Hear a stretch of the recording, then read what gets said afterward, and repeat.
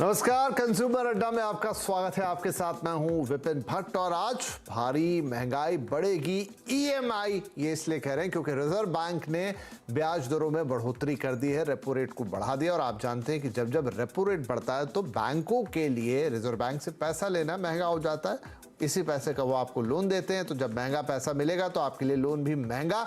और ये लगातार 5वीं बढ़ोतरी है मई 2022 के बाद से, और धीरे धीरे करीब 225 बेसिस पॉइंट 225 बेसिस पॉइंट यानी परसेंटेज टर्म्स में 2.25% की बढ़ोतरी हो चुकी है अब तक का आपके रेपो रेट में। और उसका इम्पैक्ट आपके होम लोन पे भी आ गया। एक वक्त आ गया था जब 6.5% के होम लोन के एडवर्टाइज आ रहे थे बाजार में, और अब जिन्होंने वहां 6.5-7 के बीच में होम लोन लिया, करीब 9% के आसपास उनका होम लोन रेट पहुंच रहा है। और सिर्फ होम लोन ही नहीं, अब आप कोई भी लोन लेने जाइए, आप रिटेल लोन लीजिए किसी भी तरीके का, वो अब आपको महंगा ही मिलना है। लेकिन सबसे ज्यादा इंपैक्ट होम लोन पर इसलिए आता है क्योंकि ये फ्लोटिंग रेट ऑफ इंटरेस्ट पे होता है। जो आपने पहले ले लिया उसमें भी आपको चुभन महसूस होती है। नया तो महंगा मिलेगा ही मिलेगा। तो कुल मिला के अब कर्ज पे जो सारी अर्थव्यवस्था आपकी चल रही थी, चाहे आप घर खरीद रहे थे, चाहे आप गाड़ी खरीद रहे थे, चाहे आप पर्सनल लोन ले रहे थे, किसी और प्रकार का रिटेल लोन ले रहे थे, वो सब कुछ अब और महंगा तो हो ही रहा था, महंगे पे महंगा, धीरे और महंगा। और दिक्कत यह है कि जो महंगाई है यानी खाने पीने की, इसकी उसकी महंगाई, फ्यूल की महंगाई, वो सब तो मौजूद ही है। यानी हर तरह से पॉकेट में थोड़ा होल बन रहा है, वो बड़ा होता जा रहा है। तो देखते हैं आप और हम अब क्या कर सकते हैं इस स्थिति से निपटने के लिए। पहले तो आज की बात समझ लें, हुआ क्या जरा देख ले, कुछ उदाहरण ले लेते हैं। तो थोड़ा होम लोन ही, जैसा मैंने कहा कि सबसे ज्यादा इंपैक्ट यहीं आता है, उसी से समझ लेते हैं। अब मान लीजिए कि जो बैंक हैं वो ब्याज दर अभी जो मौजूदा जहां तक आप पहुंच गए हैं उसमें ज्यादा बढ़ोतरी नहीं करते। आज 35 बेसिस पॉइंट की बढ़ोतरी हुई है, लेकिन बैंक्स कहते हैं कि हम 25 बेसिस पॉइंट यानी कि करीब 1/4% ही आपका लोन महंगा करेंगे। और एक आंकड़ा हम ले लेते हैं, 50 लाख का होम लोन 20 साल, जिसपे अधिकतर लोग लोन लेते हैं ये अवधि। तो अभी ब्याज दर अगर मान लीजिए 8.5% पहुंच चुकी थी पिछली बढ़ोतरियों के बाद, तब वो हो जाएगी आपकी 8.8%। ईएमआई 43,555 से 44,345 यानी करीब 800 रुपए के आसपास, 790 टू बी प्रिसाइज, लेकिन 800 रुपए मोटे तौर पे आपकी ईएमआई में बढ़ जाएंगे। दूसरा सिनारियो देख लीजिए, अगर जितना अभी इंक्रीज हुआ है रेपो रेट में, उतनी की उतनी इंक्रीज बैंक आपके ऊपर लगा दे 35 बेसिस पॉइंट की यानी 0.35% की, तो आपका यही 50 लाख और 20 साल वाला लोन जो होगा वो 43,555 की ईएमआई अब पहुंचेगी 44,655 पर, यानी ये इंक्रीज हो गई 1100 की। पहले 800 की थी, अगर ये उतने का उतना कर देंगे तो 1100 रुपए बढ़ जाएंगे। तीसरा सिनारियो देख लीजिए, पहले की भी कुछ इकट्ठी है, बैंक अब एग्जैक्टली वैसा कई बार नहीं बढ़ाते जैसे आरबीआई बढ़ाता है। तो अगर उन्होंने 50 बेसिस पॉइंट या थोड़ा भविष्य को भी इसमें लेकर आ गए कि 50 बेसिस पॉइंट को उन्होंने इसमें इंक्लूड कर लिया, तो वही आपकी ईएमआई हो जाएगी 45,147 की, और ये है करीब 1600 रुपए का इंक्रीज।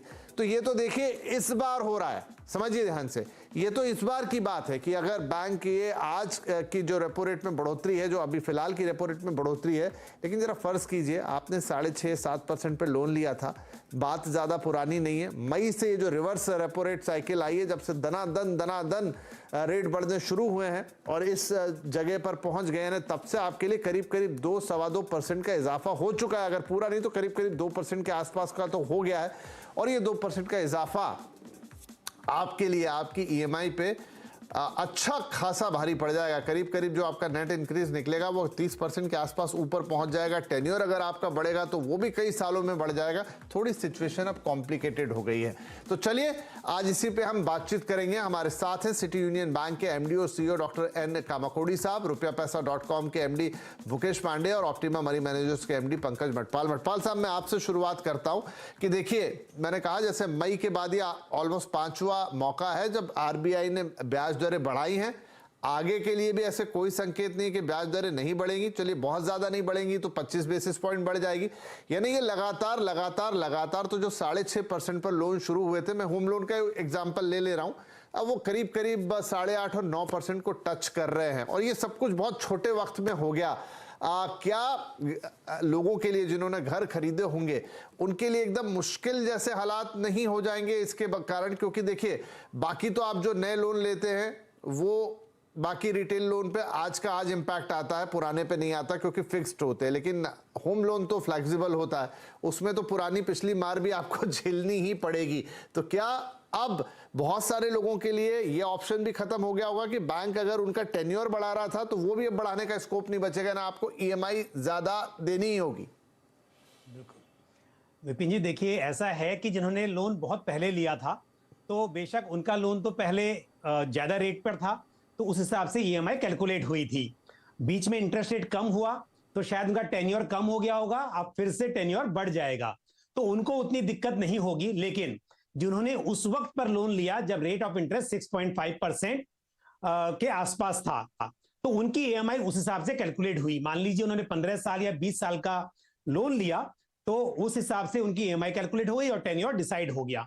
अब हुआ ये कि रेट ऑफ इंटरेस्ट जिस हिसाब से बढ़ा है और अभी तो थोड़ी और गुंजाइश है इसमें बढ़ने की, तो उस सब देखा जाए तो डेफिनेटली उनका जो टेन्योर है वो बहुत बढ़ेगा। और जैसा आपने कहा कि क्या ये संभव है कि उतना बढ़ पाएगा, क्योंकि क्या होता है किसी का अगर ऑलरेडी 20 साल का लोन है और नया नया है और उसकी एज के हिसाब से मान लीजिए वो 20-22 साल का ही पॉसिबल था, तो आगे कितना बढ़ाएंगे वो एक क्वेश्चन हो जाता है।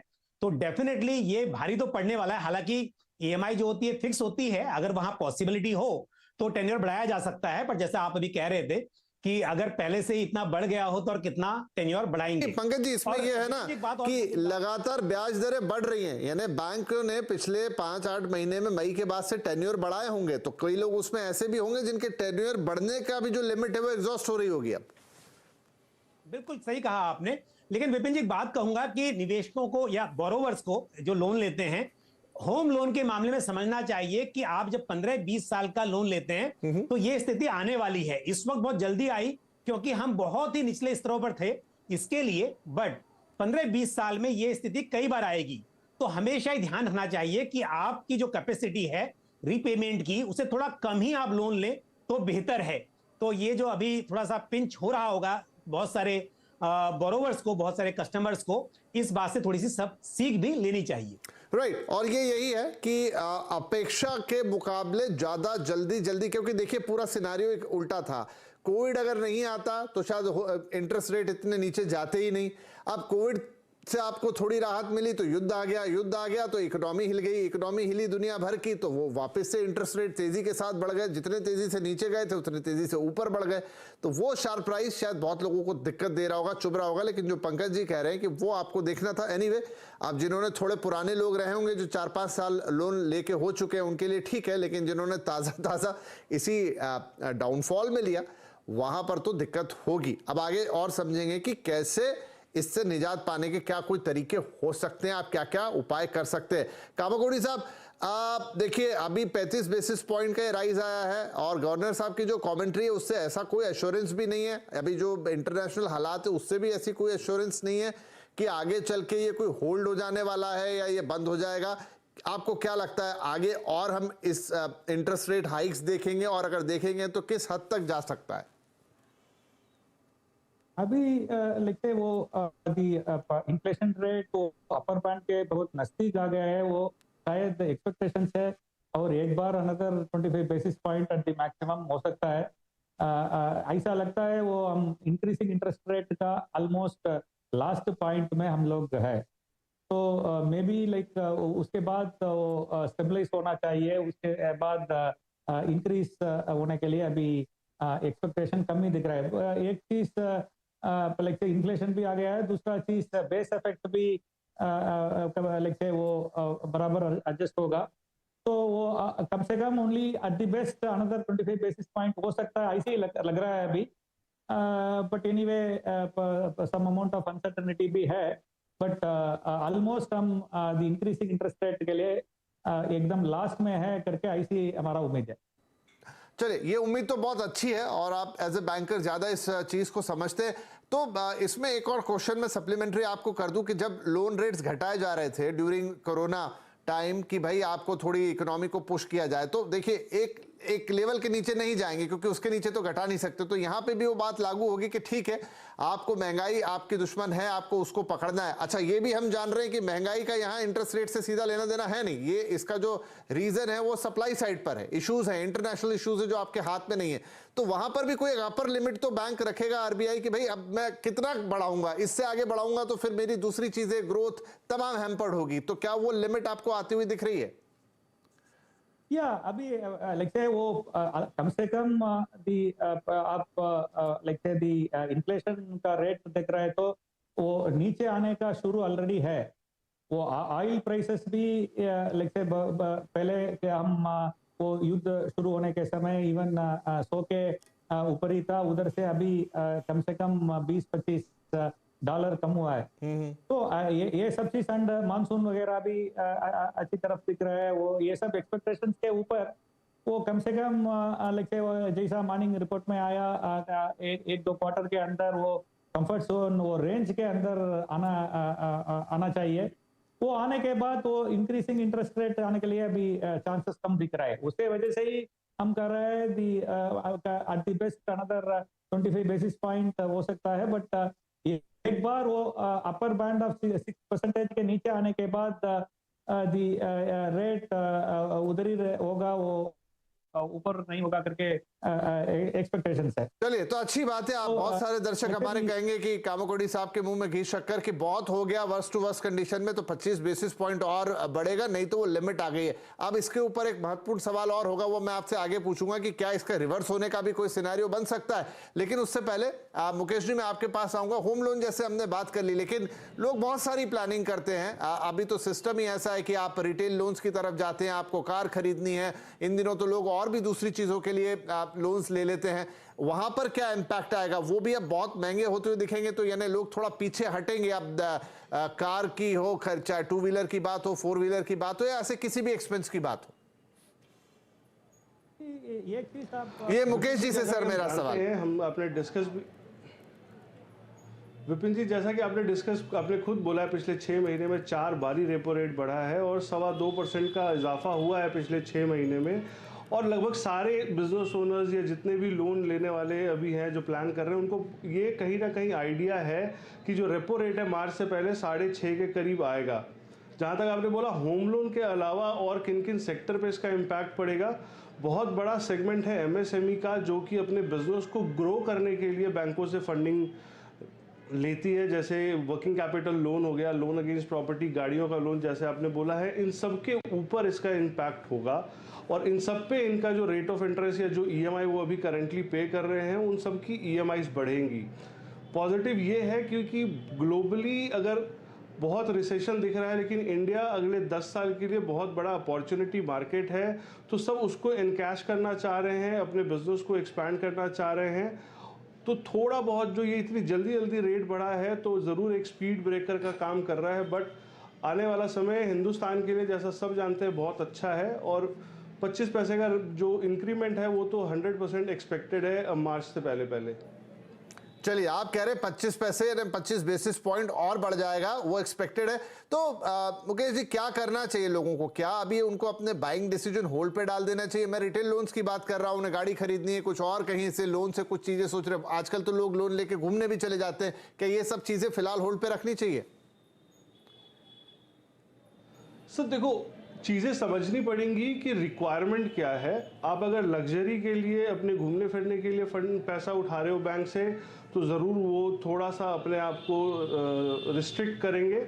लेकिन क्योंकि जो मैं एमएसएमई को मेजरली केटर करता हूं, तो एमएसएमई की जो प्लानिंग्स हैं अगले 1 साल, 2 साल, 5 साल की प्लानिंग जो कर रखी है, तो वो अपने प्लानिंग को थोड़ा कंट्रोल कर पाएंगे। लेकिन जो प्लानिंग है उसको एग्जीक्यूट करना बहुत इंपॉर्टेंट होगा, बिकॉज उन्होंने उस हिसाब से आगे की प्रोजेक्शंस तैयार करी हैं, बैंकों के साथ कोलैबोरेट किया है, उनसे फंडिंग उठाई है। तो मुझे नहीं लगता वो इतना इम्पैक्ट करेगा एमएसएमई के सेगमेंट को। ठीक है, वो एक बिजनेस वाला सेगमेंट है, लेकिन यार थोड़ा सा फोकस हमारा रिटेल कंज्यूमर पे। पंकज साहब, तो अब मैं थोड़ा सा ये समझना चाहूंगा आपसे कि देखिए, अब जो स्थिति है वो तो है, ठीक है, और खास तौर पे होम लोन वालों की मैं बात करूंगा, लेकिन क्या ऑप्शंस उनके पास बचते हैं? या टेन्योर एक ऑप्शन है जो कई लोगों के लिए एग्जॉस्ट होता, या उसकी लिमिट हो रही होगी एग्जॉस्ट, वो बैंक से शायद पता कर सकते हैं, वो आप बताइएगा। उसके अलावा वो और क्या कर सकते हैं, क्योंकि देखिए एक अभी जिस तरह से हम इकोनॉमिक स्थिति में हैं, चीजें स्पष्ट नहीं है, आने वाले इंक्रीमेंट्स कैसे होंगे। बहुत बढ़िया रिसेशन हमें दुनिया के दूसरे देशों में दिख रहा है, लेकिन क्या भारत उससे बिल्कुल अछूता रहेगा? क्या यहाँ पर बिजनेस एनवायरनमेंट पे इंपैक्ट नहीं आएगा? लोगों की सैलरी में उस तरह के इंक्रीमेंट ही होते रहेंगे क्या जो अभी तक पिछले 1-2 साल में हमने देख लिए? और बहुत सारी चीजों पर डिपेंड करेगा। क्या प्लानिंग ऐसे में करनी चाहिए लोगों को?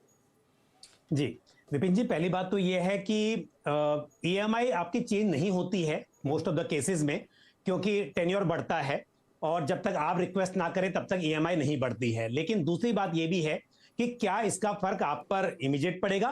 तो वो इमीडिएट नहीं पड़ता है, क्योंकि जो आपका रिसेट पीरियड होता है, क्योंकि 3 मंथ्स या 6 मंथ का रिसेट पीरियड होगा, डिपेंडिंग कि आपने किस तरह से लोन लिया है। अगर आपने किसी बैंक से लिया है तो वो एक्सटर्नल बेंचमार्क बेस्ड लैंडिंग होगी, यानी कि वहां पर जैसे ही आपका रेपो रेट चेंज होता है और उसके बाद जो रिसेट पीरियड होगा, तब आपका इंटरेस्ट रेट बढ़ जाएगा या घट जाएगा। इस केस में डेफिनेटली बढ़ेगा। दूसरा, अगर हम बात करें हाउसिंग फाइनेंस कंपनीज की, तो वो प्राइम लैंडिंग रेट उनका पीएलआर होता है, उस बेसिस पर आपको लोन ग्रांट करते हैं। और उसके अलावा एक होता है एमसीएलआर। तो बेसिकली देखना यह है कि एक बात तो यह है कि इमीडिएट नहीं, जब भी रिसेट डेट आएगी तब आपको फर्क पड़ेगा। और दूसरी बात यह भी समझना जरूरी है कि ऐसा नहीं कि अगर 35 बेसिस पॉइंट बढ़ता है तो आपका रेट ऑफ इंटरेस्ट उतना ही बढ़ेगा। वो डिपेंड करेगा, जैसा अभी शुरुआत में आपने भी हाईलाइट किया कि अभी बैंक कह रहे हैं कि वो 25 बेसिस पॉइंट से बढ़ाएंगे। तो ये समझना बहुत जरूरी है कि इसका इंपैक्ट इमीडिएट नहीं आएगा और थोड़ा सा एग्जैक्टली उतना नहीं आएगा जितना कि रेपो रेट बढ़ा हुआ है। दूसरी बात, अगर पॉसिबल हो, पहली बात तो यह है कि टेन्योर क्या बढ़ सकता है, अगर वो बढ़ रहा है तो बैंक बढ़ा ही देगा ऑटोमेटिकली। लेकिन फिर भी कोशिश की जानी चाहिए कि अगर हो सके तो आप अपनी ईएमआई बढ़ा लें, ताकि आपका जो ओरिजिनल प्लान था कि जितने समय में आपका लोन रिपे होना चाहिए वो उसी समय पर पूरा हो सके। और यदि आप ईएमआई नहीं बढ़ाना चाहते हैं तो भी कोशिश कीजिए कि अगर आपके पास सरप्लस पैसा है तो आप लमसम में बैंक को पे कर दें, क्योंकि अभी आरबीआई की गाइडलाइन के हिसाब से प्री पेमेंट चार्जेस एप्लीकेबल नहीं है। जहां पर लोन पूरा डिसबर्स हो चुका है वहां पर प्रीपेमेंट चार्जेस नहीं होते हैं फ्लोटिंग रेट लोन पर। तो कोशिश कीजिए कि आप टाइम टाइम पर थोड़ा लमसम पेमेंट करते रहें, ताकि ये आपका लोन टाइम पर खत्म हो जाए। ठीक है जी। तो मुकेश जी कुछ कहना चाह रहे हैं मुकेश जी, लेकिन मुझे अभी एक ब्रेक लेना है, ब्रेक के बाद अपनी बात रख दीजिएगा। लेकिन जो पंकज जी कह रहे हो 2 इंपॉर्टेंट पॉइंट कि भाई अगर कोई एक्सेस पैसा कहीं रखा है थोड़ा रीपेमेंट कर दीजिए, उससे आपकी ईएमआई अगर कहीं बढ़ रही होगी तो उसमें हल्कापन आ जाएगा और टेन्योर भी बढ़ेगा। टेन्योर बढ़ने में आपको आज भले ही पिंच ना हो, लेकिन आप at the end of the day ज्यादा पैसे दे रहे होंगे बैंक को और वो लंबे समय तक दे रहे होंगे। तो वहां पर भी अगर आपके पास स्कोप है कि भाई आप ज्यादा ईएमआई आज की तारीख में वहन कर सकते हैं, तो आप वो भी बैंक से रिक्वेस्ट करके एडजस्ट करवा सकते हैं। बस दिक्कत शायद उन्हीं लोगों की होगी जिनका वो पीरियड जहां एक्सटेंशन ऑफ एज के कारण ना हो पाए, उनको शायद थोड़ी सी हीट झेलनी पड़ सकती है। लेकिन फिर भी आप अपने बैंक से इस पर बात जरूर कीजिए। चलिए यहां एक छोटा सा ब्रेक ले रहे हैं। ब्रेक के बाद एक अहम मुद्दा होगा कि ये जो इंटरेस्ट रेट बढ़े हैं, क्या आगे चलते हुए कुछ गुंजाइश बनेगी कि ये रिवर्स भी जाएं, थोड़े कम भी हों, क्योंकि ग्रोथ का भी एक मसला रहता है। बहुत जल्दी जल्दी बढ़ाने पड़ गए, मजबूरी थी, लेकिन क्या ये मजबूरी खत्म होगी? खत्म होगी तो किन स्थितियों में होगी? क्या उसका आपको कोई फायदा मिलेगा?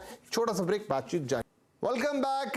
भारी है महंगाई और उस पर बढ़ गई है ईएमआई, ये क्योंकि रिजर्व बैंक ने बढ़ा दी है रेपो रेट की दरें और अब आपके लोन भी महंगे हो जाएंगे। बैंक लोन, होम लोन लेने वालों को सबसे ज्यादा इंपैक्ट, क्योंकि ये फ्लोटिंग रेट पे आते हैं। पुराने क्योंकि आपके लोन हैं वहां पे भी इंपैक्ट होगा। और जो रिटेल अन्य लोन है जो रेट तो फिक्स होता है, लेकिन अब अगर लेने जाएंगे तो चाहे वो गाड़ी घोड़ा कुछ भी लें, उसके लिए महंगा पड़ेगा, आपको ज्यादा आपको रेट ऑफ इंटरेस्ट लगेंगे। तो चलिए बातचीत जारी थी। मुकेश साहब आप कुछ ब्रेक से पहले ऐड करना चाह रहे थे, कर दे, फिर मैं एक अहम सवाल पूछूंगा कामाकोड़ी साहब से। बिल्कुल, मैं विपिन जी पंकज जी के बात को ही आगे बढ़ाते हुए मैं एक टिप देना चाह रहा था आपके शो के माध्यम से, तो कि जो दर्शक हैं वो समझ पाएं कि जो उनका रेट बढ़ना घटना तो हमारे हाथ में नहीं है, लेकिन अगर वो इस टिप को फॉलो कर ले तो जो उनका 20 साल का लोन है वो खुद उसको 12 से 13 साल में क्लोज कर पाएंगे। सिंपल सा टिप ये है कि अगर किसी की 12 किस्तें हैं, मान लो 50,000 रुपए की, 12 किस्त की जगह वो ये सोच के चले कि उनको 12 महीने में 13 महीने की किस्त भरनी है और आफ्टर एवरी 12 महीने के बाद वो अपनी ईएमआई को सिर्फ 5 से 10% में बढ़वा सके बैंक को बोल करके। तो ये जो लोन है, जो रेट ऑफ इंटरेस्ट बढ़ रहा है, घट रहा है, जिस पे हमारा कोई कंट्रोल नहीं है, लेकिन वो अपने टेन्योर को ज़रूर अपने कंट्रोल में कर सकते हैं। वो 20 साल का लोन 15 साल 12 साल के बीच में कर सकते हैं अपना। ठीक है, ये भी एक अच्छी टिप है। आप उसे रिड्यूस करवा लेंगे तो आपका जो थोड़ा बहुत पैसा एक्स्ट्रा जरूर जाएगा, लेकिन वो वहीं पे रहेगा, मतलब छोटे टेन्योर में खत्म हो जाएगा और एंड ऑफ द डे शायद आप कम पैसा देके लोन कंप्लीट कर रहे होंगे, जितना मैं समझा। इम्पैक्ट नहीं पड़ेगा क्योंकि जी बिल्कुल 5 से 10% अगर ईएमआई कोई बढ़ाता है तो उतना इम्पैक्ट नहीं पड़ेगा, वो इजीली कर पाएंगे कोई भी। ठीक है, काफी सारे लोग ये ऑप्शन भी रख सकते हैं। कामाकोड़ी साहब, लेकिन एक महत्वपूर्ण सवाल उसमें ये जो मैं पूछना चाह रहा था कि अब देखिए रिजर्व बैंक के सामने कई सारे लक्ष्य होते हैं, महंगाई एक उनके लिए बड़ी चिंता रहती है, लेकिन अगर जैसा हमने कहा ऑयल प्राइसेस थोड़े कंट्रोल में आ रहे हैं, दुनिया में ये समझ भी आ रही है कि भाई बहुत दिनों तक आप लड़ाई करेंगे तो सबके लिए बहुत दिक्कत हो जाने वाली है। होपफुली वो चीजें हों, ऑयल प्राइसेस पे भी वो इम्पैक्ट करेंगी, चीजें थोड़ी सामान्य होती हुई नजर आए। तो क्या आगे अगर परिस्थितियां थोड़ा साथ देती हैं तो रिजर्व बैंक ने जो एकदम शार्प राइज कर दिया था, ये उसको वहीं मैनेज रखेंगे, वहीं इंटैक्ट रखेंगे, या फिर ग्रोथ की तरफ देखते हुए वहां पर से फिर कुछ राहत देने का भी सिलसिला शुरू होगा? बिल्कुल, एक चीज मैं बार बार कह रहा हूँ, ये आईसी नहीं रहेगा। लेकिन वो आप एवरेज रेट देखते हैं तो लेकिन आप जैसे बोल रहे हो, जब रिपो रेट बढ़ रहा है, इंटरेस्ट रेट बढ़ेगा, ड्यूरेशन ज्यादा होगा, वो नेक्स्ट साइकिल में इंटरेस्ट रेट कम होगा, वो आप टेन्योर कम कर सकते हैं। वो 15-20 इयर्स में 3-4 बार ऐसा होकर फाइनली एवरेज हो जाएगा। ये चीज आप ध्यान में रखना चाहिए। नंबर 2, आप एकदम कांस्टेंट ईएमआई रखा है तो एक 5 साल 10 साल के बाद वो आपका सैलरी में वो इंक्रीमेंट आया होगा, वो percentage of that EMI in the overall salary would have come down. तो अभी मुकेश साहब जैसा बोल रहा था, वो थोड़े बहुत वो इंक्रीमेंटल ईएमआई थोड़ा एवरी ईयर वो आपका इंक्रीमेंट के नजर में रखकर आप ईएमआई को ऊपर नीचे करता है तो ऑटोमेटिकली ये पिंच नहीं होगा। ये थोड़ा एक्टिव मैनेजमेंट करना पड़ेगा। बट आप इतना प्रॉब्लम बोल रहे हैं, उतना प्रॉब्लम इसमें नहीं होगा वो 15-20 साल में। बट 2-3 साल आप देख रहे हैं तो ओके, वो बिफोर वो इंटरेस्ट रेट साइकिल कम होने के पहले है, वो खत्म हो जाएगा। थोड़ा एवरेज दी रेट सही है कामाकोड़ी साहब, क्योंकि आई थिंक होम लोन की खासियत ही यही है, इतना लंबा टेन्योर होता है कि आप 2-3 बार साइकिल्स देख लेते हैं अप डाउन की, और एवरेज आपका 7-8% के आसपास ही निकलता है। वही 2-3 साल ही मुश्किल होती है, और परिस्थितियां भी ऐसी हैं कि थोड़ा रिसेशन जैसी भी स्थिति, थोड़े जॉब्स को लेके इनसिक्योरिटी, थोड़ा लेआउट्स का खतरा, और ये सब मिला लीजिए और ऊपर से ईएमआई बढ़ जाए तो यही 2-3 साल टफ लगते हैं। उस लिहाज से मेरा सवाल था। तो चलिए टू कंक्लूड, पंकज जी, एक ऑप्शन और लोग पूछ रहे हैं अभी कि क्या ऐसा स्विच करने वाला ऑप्शन भी अच्छा होता है कि कहीं आपको 20-30 बेसिस पॉइंट सस्ता कोई बैंक दे रहा है, एक में रेट ज्यादा है तो स्विच कर ले, या ये कोई बहुत अच्छा ऑप्शन नहीं, क्योंकि उसमें और बहुत सारी चीजें इन्वॉल्व होती हैं और पता चला कि आपने कर तो लिया लेकिन नेट नेट आपको कुछ खास फायदा नहीं हुआ? बिल्कुल, आपको देखना होगा कि आप जो चार्जेस पे कर रहे हैं, क्योंकि प्रोसेसिंग फीस आपकी होती है, भले ही आपका जो लोन फोरक्लोज कर रहे हैं या जो बैलेंस ट्रांसफर कर रहे हैं उस पर चार्ज ना देना पड़े, लेकिन नया बैंक जो है जहां से अब आप लोन ले रहे हैं वो आपसे प्रोसेसिंग फीस चार्ज करता है, और दूसरे एक्सपेंसेस जैसे कि टेक्निकल चार्जेस वगैरह होते हैं वो भी एप्लीकेबल हो सकते हैं। उनको देखते हुए देखना होगा कि डिफरेंस कितना आ रहा है। दूसरी बात ये भी समझना जरूरी है, कई बार बैंक शुरुआत में तो रेट कम कर देते हैं कस्टमर को लाने के लिए, लेकिन फ्लोटिंग रेट है, बाद में वो बढ़ता रहेगा और एक टाइम पर शायद जिस बैंक में आपका पहले लोन था उससे भी ज्यादा हो जाए इंटरेस्ट रेट। तो मेरे हिसाब से जब तक डिफरेंस बहुत ज्यादा ना हो और जहां पर आप ट्रांसफर कर रहे हो वो सच में ऐसा हो कि आपके पास पहले एनबीएफसी से था, यानी किसी हाउसिंग फाइनेंस कंपनी से था, अब आप किसी पब्लिक सेक्टर बैंक में स्विच कर रहे हैं जहां पर उम्मीद है कि रेट ऑफ इंटरेस्ट कम ही रहेंगे, तब तो ठीक है। अदरवाइज कई बार ये एक जाल में फंसाने वाली बात भी हो जाता है। राइट, तो जरा ध्यान रखिए कि आपका नेट नेट कितना आ रहा है। वैसे थंब रूल जो पंकज जी बताते हैं कि 50 बेसिस पॉइंट से ऊपर हो वो डिफरेंस तभी आप करें, और सारे जोड़ घटाव भी कर ले, कितनी प्रोसेसिंग फीस, क्या अदर दूसरे चार्जेस वगैरह, नहीं तो पता चला कि कुछ खास मेहनत का फायदा निकला नहीं और फिर बाद में फिर बढ़ने लग गया। तो चलिए, आई होप कि ये इंटरेस्ट रेट की कहानी बड़ी इंटरेस्टिंग है। लॉन्ग टर्म में तो देखिए बात बिल्कुल सही है कि कई साइकिल्स आएंगे और एवरेजिंग जब आप करेंगे तो आपको कोई उतना भारी नहीं लगेगा। दिक्कत तभी होती है जब वो शुरुआत का वक्त होता है, जिसमें क्योंकि इतना कम इंटरेस्ट रेट था, बहुत सारे लोगों ने घर ले लिया, उनको शायद ये पिंच करेगा थोड़ा, लेकिन 2-3 उपाय हैं जो हमारे एक्सपर्ट्स ने आपको बताए, वो आप जरूर अपनाएं, आपके लिए उसमें से जो भी ठीक बैठता है। और लॉन्ग टर्म में जैसे कामाकोड़ी साहब कह रहे हैं कि जब सिचुएशन ईज आउट होगी तो आप इन्हीं इंटरेस्ट रेट को नीचे जाते हुए भी देखेंगे। जहां डायरेक्टली लिंक है वहां आपके EMI कम भी होते हुए नजर आएंगे। लेकिन आपको समय, सर मेरा समय समाप्त हो गया, 10 सेकंड में अगर आप बोल पाए। आने के समय आप फिक्स्ड रेट में जाइए, ओनली वो उस समय जाता है तो आपको कुछ प्रॉब्लम नहीं है। वो लोअर लेवल में वो may be 50 basis point 75 basis point ज्यादा होगा, बट फिक्स्ड इंटरेस्ट रेट में आप ले रहे हैं तो ये प्रॉब्लम नहीं होगा। चलिए, ये भी एक ऑप्शन है। तो आई होप कि जो आज का क्रक्स था वो दर्शक समझ गए होंगे। आगे भी हो सकता है 20-25 बेसिस पॉइंट की बढ़ोतरी में होते हुए दिख जाए, लेकिन वो अभी से आप अपने जहन में रखिए, उस हिसाब से अपने खर्चों को अभी से संभाल के रखिए, कहां रखना है, प्रायोरिटी किसको देनी है, और आप ये थोड़ी सी फॉरवर्ड प्लानिंग करके रखेंगे। आई होप कि ऐसी कोई दिक्कत नहीं आएगी। सिचुएशन कभी कृपा रही तो ईज आउट होती हुई नजर आएगी, आपको वापस से शायद एक हल्के इंटरेस्ट रेट वाली रिजिम भी देखने को मिले, वो आगे की बात होगी। लेकिन आज के लिए क्या करेंगे, आई होप कि हमने आपको समझा दिया। बहुत शुक्रिया आप तीनों ही महानुभावों का इस कार्यक्रम में भाग लेने के लिए और अपनी राय रखने के लिए। नमस्कार।